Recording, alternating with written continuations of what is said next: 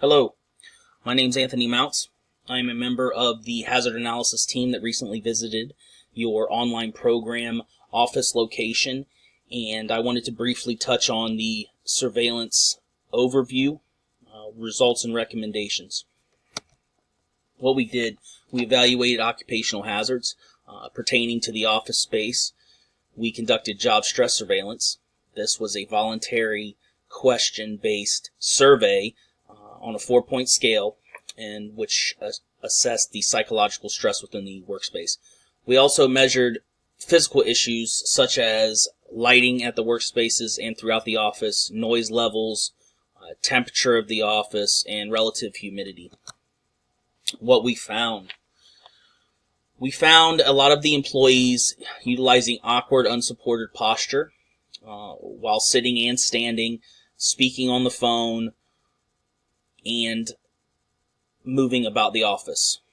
Pinching and lifting unsupported objects. Although this was not actively observed, this is a potential hazard, and this comes in the form of lifting reams of paper, bulk office supplies, etc. That can cause musculoskeletal or nerve injuries to the employee. Repetitive motion and intensive keying. Those items were observed at the workspaces. Your employees spend upwards of 5 hours a day intensively keying, as well as 1 to 3 hours speaking on the phone to clients without breaks. They're not mandated. Employees voice that they get so caught up in their work that they don't take breaks, and we'll explain why in the following slides this is important. Impossible mold accumulation. One of the employees, upon tallying the results, noticed a possible mold accumulation in one of the lavatories. We'll speak to that as well. What we recommend leadership can do. Again, ergonomic friendly equipment. We know in an office environment there's a lot of different things that can go wrong, especially with the body mechanics. What we recommend is exploring different ergonomic friendly equipment such as keyboards, mice, trackpads, paper dispensers, etc. This will help to minimize the incident rates that are already relatively low, which is, within your workspace, which is a good thing. Encouraging breaks. Breaks are going to be very important to your employees. The Centers for Disease Control and Prevention, the OSHA, all of those organizations that focus on these things encourage breaks. It reduces the risk of musculoskeletal injuries, nerve damage. There's just overall health, happiness, morale. The possibilities and the recommendations are endless. So we encourage that you take short breaks throughout the day.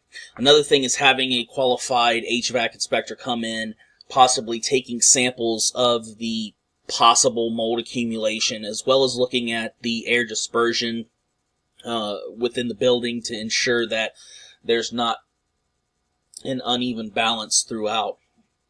Also looking for possibilities of moisture from the air diffusers, the actual units themselves, making sure that is correct and the preventative maintenance is current per the leasing guidelines. Overall, to wrap it up, again, you have a very in-depth packet that you should have received. If you have not, the following slide will show you how to get in touch with myself. But overall, again, we found several active and potential hazards during our surveillance efforts. However, with a little bit of administrative implementation of controls, we can fix those and minimize the instance.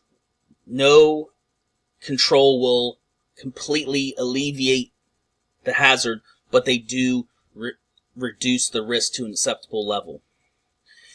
But overall, your employees are happy, and they love to work with you, they love to work with each other, and they look forward to coming to work.